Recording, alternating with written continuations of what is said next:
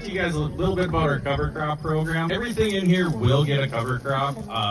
What kind of cover crop really depends on what we have in the bed. So some of our cool seasons will maybe relay crop them. So you guys might have noticed that lettuce bed, well, it was a lettuce bed, but it was covered in black fabric.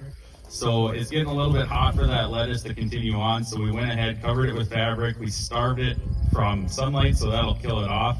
And then in a couple of weeks, we'll go ahead and we'll plant beets and radishes into that just as a relay crop.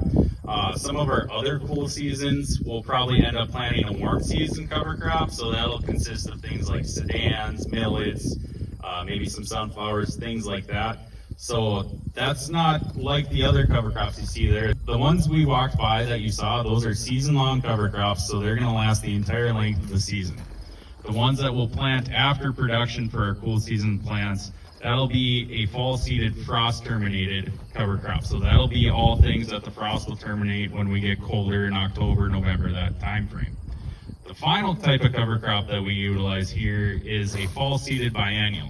So the life cycle of those plants, whether it's rye, winter wheat, winter peas, winter camelina, those are all plants that will grow in the fall. We'll plant them late September, early October timeframe. They'll germinate, they'll come up, they'll grow 3 to 4 inches tall, and then we'll get that first frost and they'll go dormant.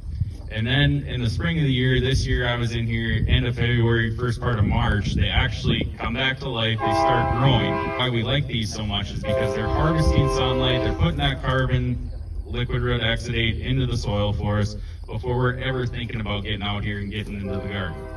One of the issues and heartaches that I've dealt a lot with different growers is how do we kill off that rye? Because its life cycle is it's going to go, it's going to switch gears into that reproductive life cycle and try to set fruit or seed.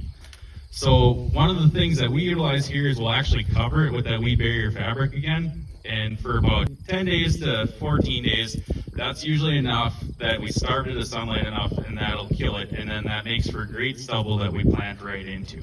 And one thing I should mention is we always try to put a warm or cool season grass in it, because if we think about what most of our garden plants are, they're broadleaves, right?